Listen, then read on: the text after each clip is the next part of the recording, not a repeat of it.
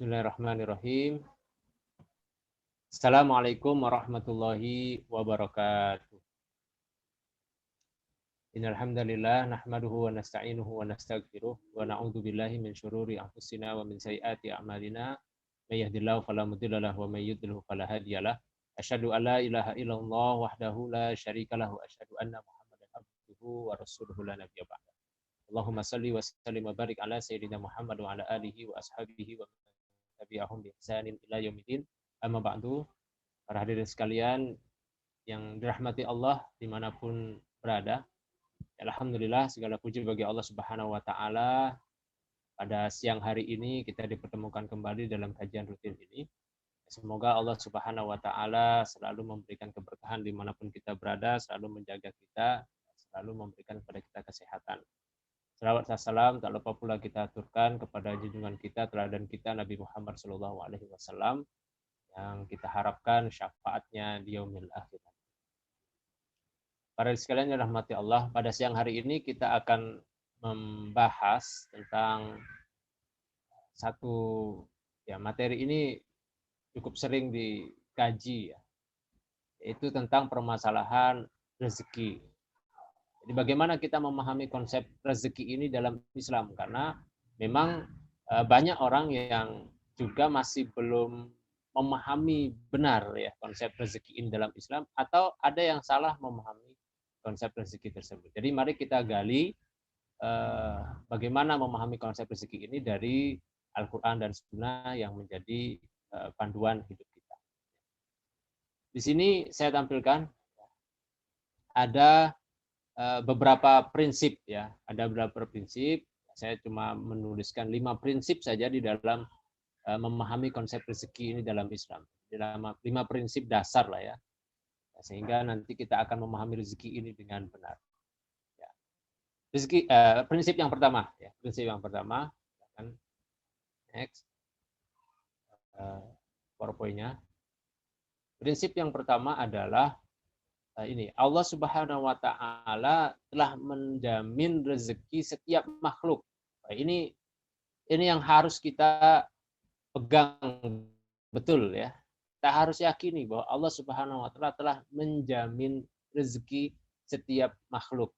Baik ya, makhluk hidup, manusia maksudnya, hewan, tumbuhan, itu semuanya sudah dijamin rezekinya. Sekecil apapun, bahkan kutu pun yang ada di kepala-kepala orang juga sudah dijamin rezekinya. Ya. Dalilnya apa? Wa ma min dabatin fil ardi illa 'alallahi rizquha. Ya, ini dari surah Hud ayat 6. Tidak ada satupun yang bergerak, wa ma min dabatin fil ardi, jadi dabah itu binatang melata kalau di terjemahan yang lama itu, tidak ada satupun yang bergerak atau binatang melata ya di muka bumi ini kecuali Allah yang telah menanggung rezekinya, yang telah menjamin rezekinya.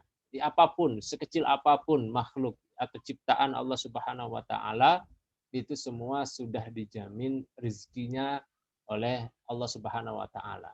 Ini harus kita yakini, apalagi seorang mukmin. Tidak boleh nih kita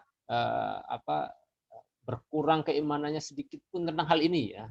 Harus 100% bahwa kita terlahir sudah tidak bawa apa-apa. Coba kita perhatikan seorang ibu yang baru melahirkan seorang anak gitu ya, bayi kecil itu tidak memiliki apa-apa. Dia hanya bisa menangis saja, berdiri pun tidak bisa, mengungkapkan perasaannya tidak bisa, tidak membawa apa-apa sama sekali. Nanti Allah Subhanahu wa taala yang memberikan rezekinya. Bahkan ketika bayi itu sebelum lahir pun ya, dijanin itu, ya, dijaninnya itu juga Allah Subhanahu wa taala yang memberikan rezekinya. Bahkan sejak ditiupkan ruh ke dalam janin itu sudah Allah Subhanahu wa taala tanggung itu rezekinya. Sehingga tidak ada keraguan lagi di dalam hati kita untuk ya, mengurangi keimanan kita ini tentang permasalahan rezeki ya. Tentang permasalahan rezeki. Ini yang pertama nih. Wa ma min dabatin fil ardi illa 'alallahi rizquha. Nah, masalahnya memang manusia itu kalau sudah terlalu banyak pikirnya, terlalu banyak mikir, sudah merasa hebat, sudah merasa banyak ilmu, ya, sehingga apa? banyak mengkhawatirkan sesuatu yang dia tidak lihat. Padahal dari tubuhnya saja itu tidak semuanya, tidak semua hal yang ada di dalam kehidupannya itu diusahakannya sendiri, tidak semua. Misalnya jantung yang berdetak itu tidak atas usahanya dia sendiri. Manusia itu hanya berkewajiban merawatnya, tetapi bagaimana dia berdetak kita tidak bisa itu apa menghentikannya juga tidak bisa sebenarnya ya di dalam tubuh kita itu. Jadi bagaimana darah kemudian mengalir, bagaimana makanan kemudian metabolisme yang ada dalam tubuh kita, bagaimana makanan dicerna dalam perut kita itu tidak dengan usaha kita. Tapi itulah sebenarnya pelajaran ya sebenarnya harus kita sadari bahwa tidak semua di alam ini ya, di dunia ini ya, itu berjalan sesuai dengan kehendak kita. Ada hal-hal yang di luar kuasa kita dan itu memang dijamin oleh Allah Subhanahu wa taala, termasuk rezeki. Nah, berikutnya ada hadis Nabi Shallallahu alaihi wasallam. Jadi yang patut kita tadaburi ya. Meskipun Allah Subhanahu wa taala sudah menjamin rezekinya, ya telah menjamin rezeki setiap makhluk, tapi kita tidak boleh kemudian berpangku tangan. Artinya ya sudah saya diam saja. Kalau saya diam saja nanti anggaplah rezeki ini permasalahan makan misalnya. Ya makan, rezeki makan, makanan.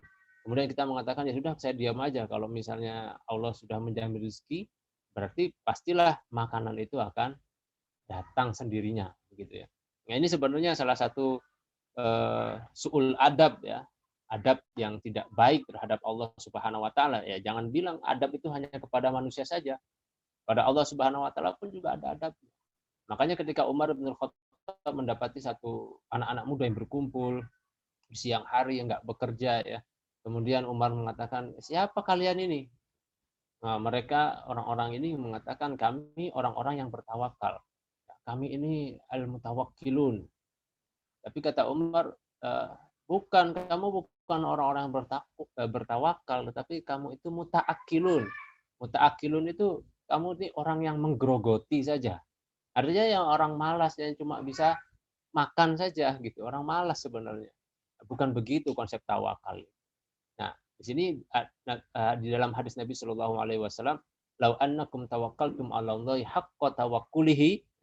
Jika seandainya kalian bertawakal kepada Allah dengan sebenar-benar tawakal, dengan benar-benar haqqa tawakkulihi, ini dikatakan sebenar-benar tawakal, la razaqakum. Nah, maka Allah Subhanahu wa taala niscaya akan memberikan rezeki kepada kalian kama yarzuqut thair tagdu khimasan wa taruhu bitana. Yang keluar. Nah, perhatikan di sini. Tagdu ya, tagdu khimasan, dia keluar burung itu di pagi hari ya dalam keadaan perut yang kosong, wa taruhu bitana, dan kemudian dia datang di sore hari dalam perutnya sudah berisi, sudah kenyang. Artinya burung yang diciptakan oleh Allah Subhanahu wa taala, makhluk kecil itu yang makanannya bisa jadi di darat, tapi dia lebih sering di udara, lebih sering di atas. Itu pun dia harus keluar dari sarangnya, pergi dulu, ya, kemudian mencari makanan tersebut, dan nanti pulangnya bawa hasil ya, dan intinya perutnya sudah kenyang. Artinya ada burung itu pergi, bukan burung itu menanti di sarangnya, kemudian cacing atau apa biji-bijian datang ke sarangnya sendiri, tidak begitu. Ya disinilah hadis Nabi Sallallahu Alaihi Wasallam ini mengatakan orang-orang yang benar-benar bertawakal itu adalah orang-orang yang melakukan kewajibannya dan kemudian menggantungkan hasilnya kepada Allah Subhanahu Wa Taala. Ya sebagaimana kisah seorang sahabat ya, yang ketika menemui Rasulullah SAW ya turun dari kendaraannya kemudian mengatakan, ya Rasulullah, apakah aku harus mengikat kendaraanku atau aku hanya bertawakal kepada Allah? Ya, jadi sahabat ini awalnya itu berpikiran bahwa orang yang bertawakal itu ya sudah semuanya itu diserahkan kepada Allah Subhanahu Wa Taala, tidak perlu berusaha lagi. Dan usaha itu lawan dari tawakal awalnya. Tapi kemudian Rasulullah SAW kemudian menjelaskan akilha tsumma tawakkal Allah. kamu ikat dulu baru kemudian bertawakal kepada Allah. Ini artinya dua hal yang tidak boleh eh, dihantamkan begitu ya. Tidak saling berlawanan sebenarnya usaha dan tawakal. Karena usaha itu adalah ibadah yang dilakukan oleh jasad lahiriah kita, sedangkan tawakal adalah ibadah yang dilakukan oleh hati kita. Nah, jadi jangan tawakal itu diartikan ibadah lahiriah, karena kalau tawakal diartikan ibadah lahiriah jadi malas. Tapi tawakal itu ibadah batiniah, dia ada dalam hati yang menggantungkan semua hasil ya kepada, menyerahkan semua hasilnya kepada Allah Subhanahu wa taala. Karena ingat tadi tidak semua hal itu berjalan sesuai dengan keinginan kita, sesuai dengan kuasa kita. Ada hal-hal yang tidak bisa kita kuasai, termasuk diantaranya rezeki. Ini prinsip yang pertama. Jadi kita harus meyakini bahwa Allah Subhanahu wa taala menjamin rezekinya setiap makhluk yang ada. Prinsip kedua, ya, karena ini waktunya sedikit ya. Prinsip kedua, nah ini yang harus kita juga yakin ini. Tidak akan mati ya seorang makhluk, satu makhluk ya, tidak akan mati sampai jatah rezekinya habis. Tidak akan mati sampai jatah rezekinya habis. Ini kita harus pahami nih, rezeki itu kan bukan hanya sekedar apa yang kita makan. Rezeki itu termasuk rezeki kita bisa melihat, kita bisa mendengar, bicara, bergerak, sehat, bisa melakukan apa saja, itu juga rezeki. Umur itu juga rezeki. Waktu adalah rezeki. Semua itu adalah rezeki. Jadi nikmat-nikmat Allah Subhanahu wa taala itu yang kita rasakan itu semua adalah rezeki. Dan kita tidak akan mati meninggalkan dunia ini sampai kemudian jatah rezeki itu habis. Dalilnya mana? Ya, ada di dalam hadis Rasulullah Shallallahu Alaihi Wasallam. Ya, ayuhan nas, kata Rasulullah, wahai sekalian manusia, inna ahadakum lan yamuta hatta yastakmila rizqahu. Sesungguhnya kalian itu tidak akan mati sampai sempurna jatah rezekinya. Ya, jadi Rasulullah itu ingin meyakinkan kepada setiap manusia bahwa mati itu bukan urusan ketika engkau tidak berusaha, tetapi memang rezekimu itu yang sudah habis. Kalau misalnya rezekinya tidak habis, meskipun dia mau bunuh diri pun, ya kalau mau bunuh diri pun itu nggak akan bisa.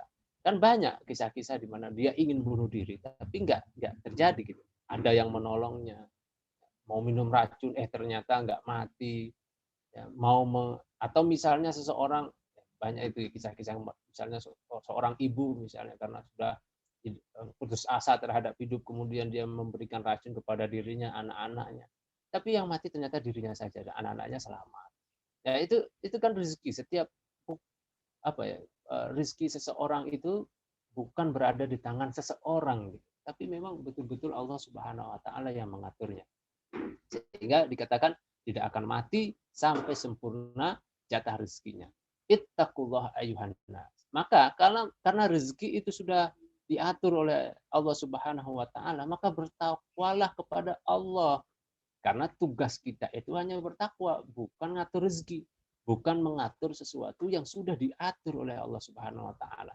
Kan bahasa anak mudanya songong gitu ya, orang-orang yang merasa ingin ngatur rezekinya sendiri, padahal Allah Subhanahu wa taala sudah mengaturnya.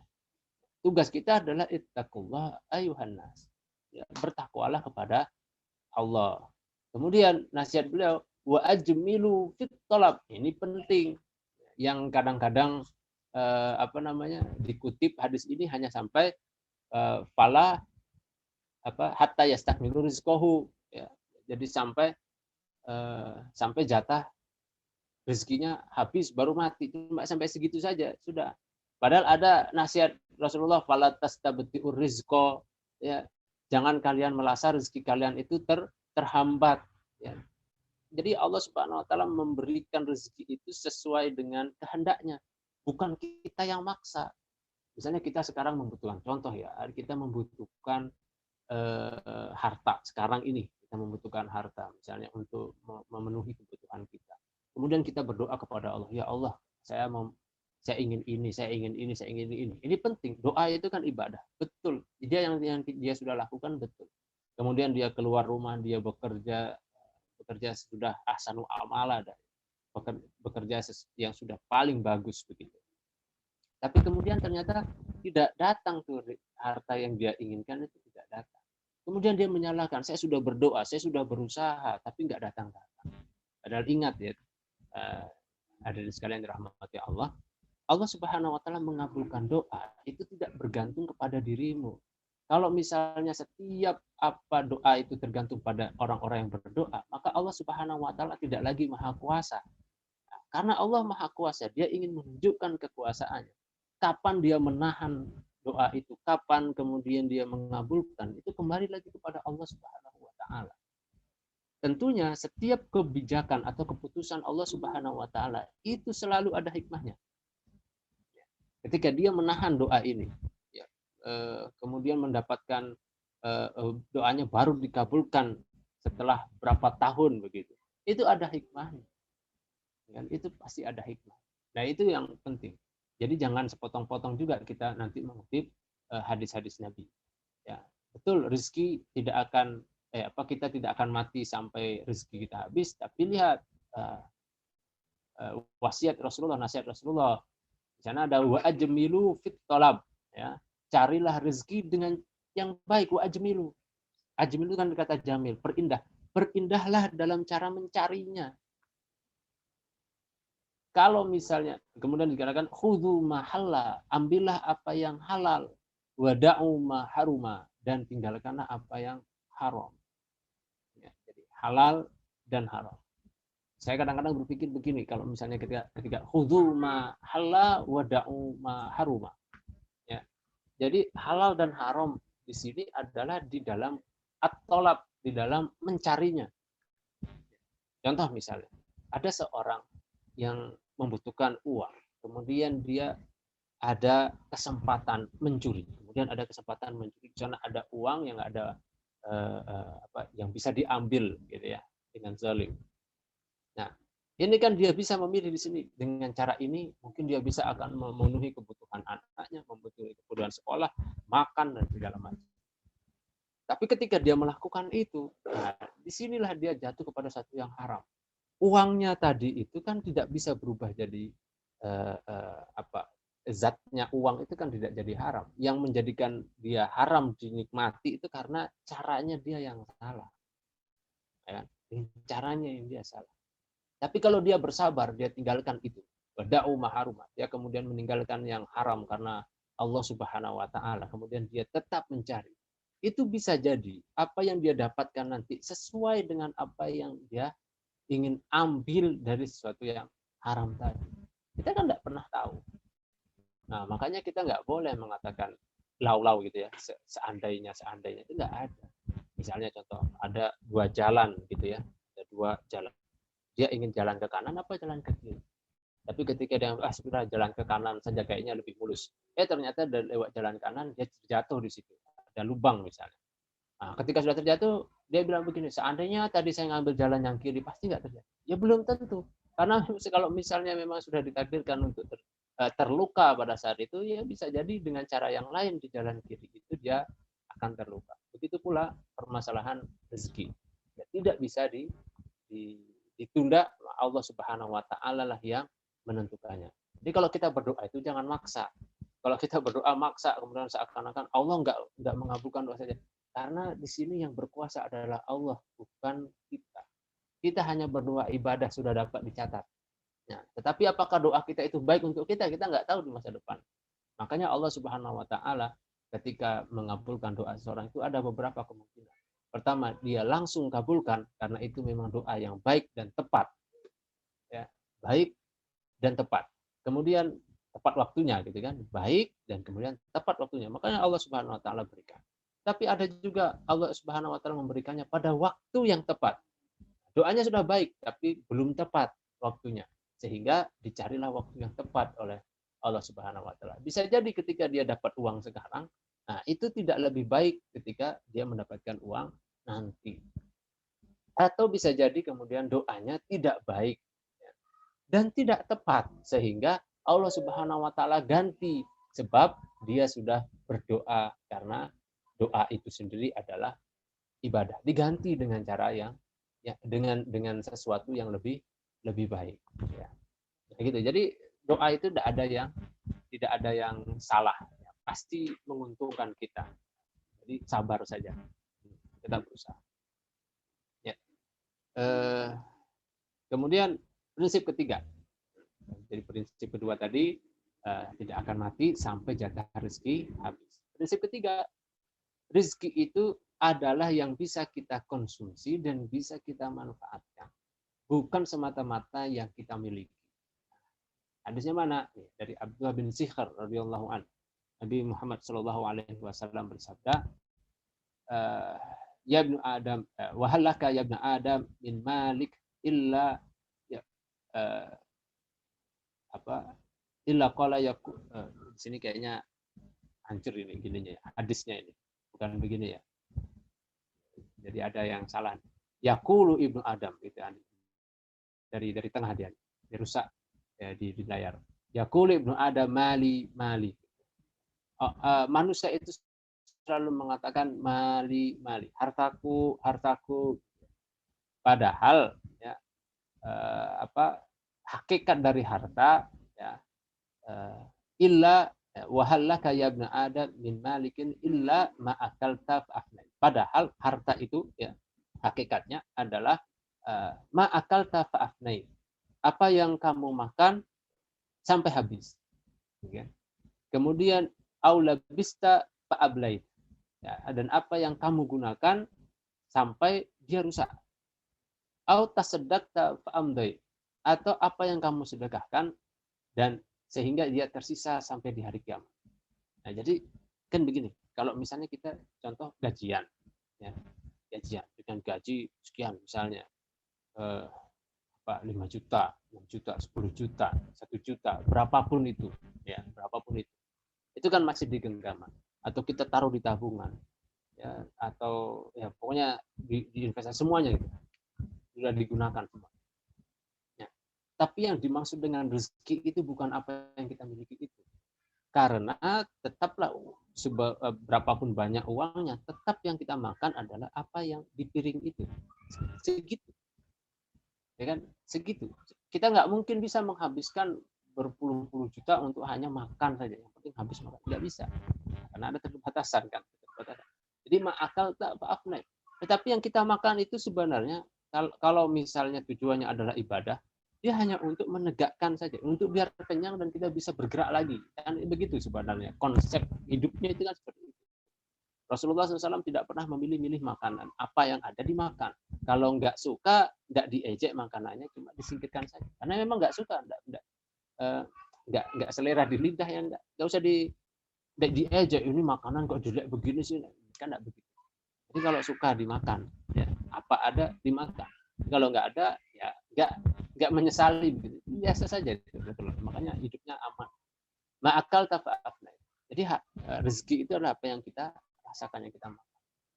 Kita beli makanan banyak, tapi ternyata ketika makan sudah kenyang, ya tersisa banyak. Ya berarti rezeki kita yang sudah masuk ke perut itu, yang kita beli itu ya berarti rezeki orang, ya gitu. Ya. Kau aula bista fa'ablait. Dan juga apa yang kita pakai, yang kita kenakan ini, sampai kemudian dia juga rusak. Karena apa yang kita pakai itu juga adalah sarana di dalam beribadah kepada Allah Subhanahu wa taala. Karena dia juga akan rusak. Ya. Beli baju banyak selemari semuanya. Tapi yang dipakai kan cuma satu atau dua, misalnya lapisannya. Tidak mungkin satu lemari dipakai semua. Ya.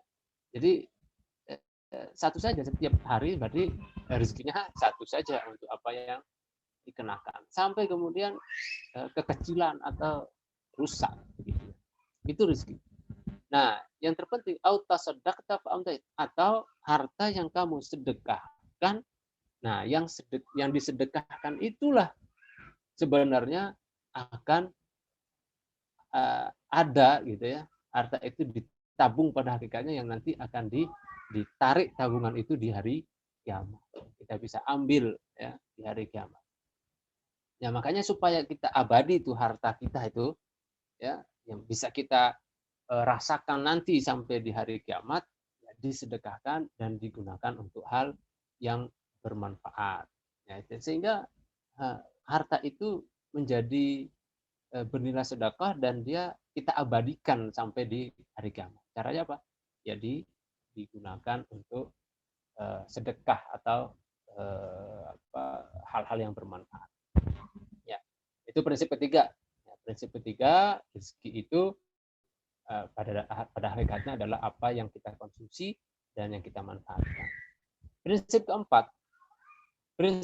keempat itu adalah rezeki itu hakikatnya adalah amanah yang akan dimintai pertanggungjawaban. Ya, dia adalah amanah.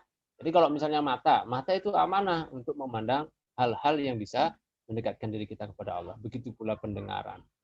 Coba lihat misalnya orang yang sudah tua begitu ya, sudah uzur, matanya sudah mulai rabun, itu kan rezekinya sudah diambil, sudah mulai berkurang ya, rezeki penglihatannya. Kemudian dia sudah tidak bisa mendengar ya, kalau mendengar mungkin pakai alat bantu, itu kan rezeki mendengarnya sudah diambil.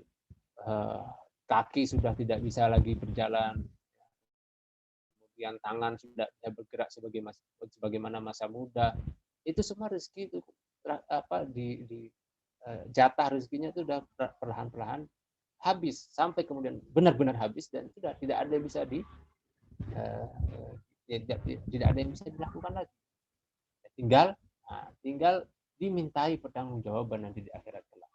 Misalnya dalam surah At-Takatsur ayat 8. Summa latus'alunna yauma idzin anin na'im. Kemudian pada hari kiamat itu sungguh kalian akan ditanya tentang kenikmatan-kenikmatan. Banyak hal ya, kenikmatan-kenikmatan itu tidak ada satupun yang kita rasakan di dunia ini kecuali yang akan dimintai pertanggungjawaban di hadapan Allah Subhanahu wa taala. Makanya kita ini harus merubah mindset kita, cara pandang kita terhadap apa yang kita nikmati di dunia. Apapun itu, ya, bahkan badan kita ini sendiri, itu modal. Kan di dalam Islam sering menggunakan kalimat-kalimat bisnis ya, kalimat-kalimat bisnis atau istilah-istilah bisnis. Muflihun, orang-orang yang beruntung, khosirun, orang-orang yang merugi, itu kan seperti perdagangan. Karena pada hakikatnya kita hampir sama dengan itu. Artinya begini, ini nikmat itu adalah modal. Modal ini kan harus diputar. Ya, kalau misalnya dalam perdagangan diputar untuk meraih keuntungan, ya, jadi tidak boleh diam itu. Artinya badan kita ini nggak boleh diam, harus digerakkan supaya untuk meraih keuntungan. Keuntungan apa? Keuntungan yang bisa kita rasakan di akhirat kelak. Karena itulah keuntungan yang sesungguhnya itu. Jangan kita itu hidup di dua fase. Ini baru fase awal, fase muter modal. Nah, fase di kedua itu adalah fase kalau dalam koperasi itu bagi hasil, gitu ya. Kalau misalnya bagi hasil, artinya yang memperoleh balasan. Tidak ada lagi di sana bisa modal, semua balasan akan diberikan. Ya, itu sudah finishnya di situ. Jadi di fase awal inilah kita putar modal. Kalau kita punya mata, kita gunakan mata itu untuk hal yang bermanfaat, meraih keuntungan. Ya kan begitu. Nah, kalau misalnya nanti di akhirat kelak fase awal ini sudah selesai, di akhirat kelak akan ditanyakan modal saya yang saya beri, kata Allah Subhanahu wa taala, seakan-akan begitu ya. Saya berikan kamu modal ini, kamu gunakan untuk apa? Ya kan? Kamu gunakan untuk apa? Nah, kalau misalnya modalnya habis, ya, kemudian untung nggak dapat. Ya, kalau kita saja di sini minjam modal misalnya di lembaga keuangan, kemudian modalnya habis, kemudian kita nggak bisa bayar modal itu karena nggak ada keuntungannya, itu ya jelas kecewa lembaga keuangannya dan kita akan bisa disita atau bahkan di penjara gitu ya, karena termasuk mengambil uang gitu. Nah, nanti Allah Subhanahu wa taala juga demikian. Jadi nikmat yang sudah diberikan untuk apa? Sebagaimana juga hadis Nabi Shallallahu Alaihi Wasallam. Ya. Selain surah At-Takatsur ada hadis Nabi Shallallahu Alaihi Wasallam, la tazulu qadama 'abdin yaumal qiyamah hatta yas'al. Ya. Tidak akan bergeser dua telapak kaki seorang hamba pada hari kiamat sampai dia ditanya. Hatta yas'al an umrihi. Nah, ini kan nikmat, kenikmatan, rezeki nih. An umrihi fi ma'afna, tentang umurnya. Ya, untuk apa umurnya itu dihabiskan. Kita nggak tahu nih umur kita sampai berapa. Makanya kita bisa muhasabah sampai di detik ini apa yang sudah kita lakukan.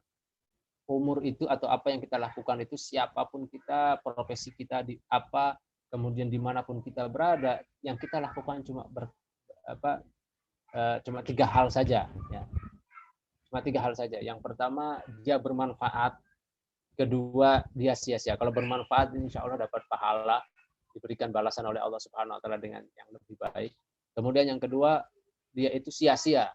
Sia-sia itu artinya sudah rugi karena dia tidak dapat untung dan juga tidak dapat dosa. Dan tidak dapat pahala dan tidak dapat dosa. Jadi sebenarnya ya buang-buang umur kan gitu, berarti buang-buang rezeki yang sudah diberikan oleh Allah Subhanahu Wa Taala. Yang ketiga adalah perbuatan dosa. Ya, dosa itu akan mendapatkan perbuatan yang maksiat, ya akan dosa dan kemudian akan mendapatkan azab di yaumul kiamah nanti. Jadi bisa kita muhasabah sampai detik ini mana yang lebih banyak. Kalau misalnya kita mengharapkan surga, tinggal dihitung kira-kira kita pantas nggak menjadi ahli surga dengan melihat 3 hal ini sampai saat ini, ya, yang kita lakukan di setiap detik-detik dan menit-menit kita. Mana yang lebih banyak kita lakukan? Bermanfaat, sia-sia, atau naudzubillah yang dosa. Jangan sampai. Kemudian wa'an ilmihi fima fa'al, ya, tentang ilmunya apa yang sudah dilakukan dengan ilmu itu. Ya, ilmunya apa yang sudah dia lakukan. Jadi ilmu itu nggak boleh disimpan, dia harus berwujud amal. Dia harus berwujud amal. Nah, ilmu yang berwujud amal itulah ilmu yang bermanfaat. Kenapa? Dia akan lolos dari pertanggungjawaban ini. Kalau misalnya dia, saya misalnya contoh, saya punya ilmu tentang sholat dan saya sholat dengan khusyuk sesuai dengan ilmu saya yang saya miliki. Nah itu kan berarti dicatat, lolos, ya, tidak mendapatkan dosa. Tapi ada orang yang punya ilmu tapi tidak mengerjakan apa-apa, padahal dia tahu itu haram, tapi dia mengerjakan itu yang satu yang haram. Nah inilah yang mendapatkan dosa. Ya, jadi wa an ilmihi bima fa'al. Ilmu itu harus diamalkan. Ilmu yang bermanfaat adalah yang berwujud amal soleh. Wa an malihi, dan tentang hartanya, min aina tasabahu wa fima anfaqahu. Tentang hartanya, dari mana dia dapat dan kemana dibelanjakannya. Ya. Jadi dari mana dan kemana, bukan berapa. Tentang hartanya, berapa yang ditabung? Enggak. Dari hartanya, berapa yang dia sudah kumpulkan? Tidak begitu. Pertanyaan adalah, dari mana dia dapat? Dari yang halal kah? Dari yang haram kah? Dan kemudian, kemana dia belanjakan? Apakah untuk hal-hal yang bermanfaat? Atau untuk hal yang sia-sia? Atau na'udzubillah, untuk hal-hal yang menambah dosa? Murka Allah Subhanahu Wa Taala. Itulah yang akan ditanyakan dari harta yang kita miliki. Sedikit apapun harta kita dan sebanyak apapun harta kita, yang ditanya adalah dari mana dan kemana harta itu dibelanjakan. Kemudian yang ketiga, wa an jismihi, ya. Yang keempat, ya, wa an jismihi fi ma ablah, ya, tentang tubuhnya ini untuk apa dia gunakan. Tentang tubuhnya berarti mata, telinga, tangan, kaki. Kaki ini lebih banyak melangkah kemana? Tangan ini lebih banyak bergerak untuk apa? Jadi itu semuanya akan ditanggungjawabkan di hadapan Allah Subhanahu Wa Taala. Ini prinsip yang keempat. Dan terakhir, prinsip yang kelima. Ya. Ini salah prinsip. Yang mulia, yang mendapatkan kemuliaan itu adalah yang bertakwa. Inna akramakum indallah atqakum. Nah, dalam hadis yang lain, takwa itu artinya menjalankan segala ketaatan dan menjauhi segala larangan. Itu kan definisi yang sederhana yang kita tahu, ya. Jadi ketaatan itu kalau misalnya di dunia ini berarti yang paling bermanfaat. Bagaimana dalam hadis Nabi SAW, saya catat di sini, ahabbun nas ilallah anfa'uhum linnas. Ya, yang paling dicintai oleh Allah Subhanahu Wa Taala adalah paling bermanfaat bagi manusia lain. Di hadis yang lain, khairun nas anfa'uhum linnas. Sebaik-baik manusia adalah yang paling bermanfaat bagi yang lain. Nah ini prinsip ini maksudnya adalah bahwa rezeki apapun itu ya yang diberikan kepada kita, baik itu adalah umur tadi, jasad, harta, ilmu, itu harus meraih cinta Allah. Nah, untuk meraih cinta Allah itu apa? Ya, digunakan untuk hal-hal yang bermanfaat bagi manusia lainnya, ya, bagi manusia yang lainnya. Itulah termasuk kita nih, kalau misalnya harta, misalnya kita ingin melakukan satu kewajiban ibadah kepada Allah. Contoh misalnya, kita mau sholat, tapi nggak punya baju untuk menutupi aurat. Berarti membeli baju itu hukumnya wajib. Karena bagi kita, gitu, karena dia digunakan untuk beribadah yang wajib. Nah, kita bisa kiaskan itu semuanya. Ya. Apa misalnya? Mau menikah, nah, ibadah, mau menikah, kita butuh apa? Ya kan? Nah, membelanjakan harta untuk itu, nah, itu hukumnya sesuai dengan kebutuhan ibadah itu. Jadi semuanya itu adalah untuk kemanfaatan. Kalau misalnya untuk beli apa ya, kota data, kalau misalnya terus datanya lebih banyak dipakai yang sia-sia, nah ini kan menjadi hitungannya sia-sia. Ya, jadi itulah, jadi kita itu harus lebih bijak. Jadi rezeki itu bukan hanya sekedar harta, tetapi sebagaimana yang tadi kita bahas, itu ya apa yang kita rasakan, itu apa yang kita makan, apa yang kita gunakan, ya, apa yang kita sedekahkan, itu tuh yang sebenarnya rezeki. Baik dia umur itu kan nanti ada yang apa yang digunakan untuk sia-sia, ada yang digunakan untuk kemaksiatan. Sedangkan kemaksiatan itu memang enak dirasakan oleh nafsu, tetapi kemudian merugikan kita dalam jangka panjang. Itu semuanya harus kita pahami benar. Wa ajmilu at-thalab, dengan cara mencari rezeki itu bagaimana? Memperindah cara mencarinya. Karena memang sudah dijamin, tapi tetap disuruh dicari, tapi dengan cara yang terbaik, yang halal. Disuruh mengambil yang halal, disuruh meninggalkan cara-cara yang haram. Itu semua akan dinilai oleh Allah Subhanahu wa taala. Hasilnya tidak ditanyakan oleh Allah Subhanahu wa taala hasilnya. Karena yang ditanyakan adalah misalnya tentang harta, min aina tasabahu wa aina anfaqahu. Jadi dari mana dia dapat dan kemana dia belanjakan. Ya, itu saja mungkin yang bisa saya sampaikan, 5 prinsip ya dalam memahami konsep rezeki di dalam Islam. Ya, semoga ini bisa merubah ya cara pandang kita terhadap rezeki, dan kemudian bisa menjadi motivasi untuk kita bisa menambah amal soleh. Wallahu a'lam bishawab. Sekian dari saya, semoga bermanfaat. Kalau ada pertanyaan, dipersilahkan.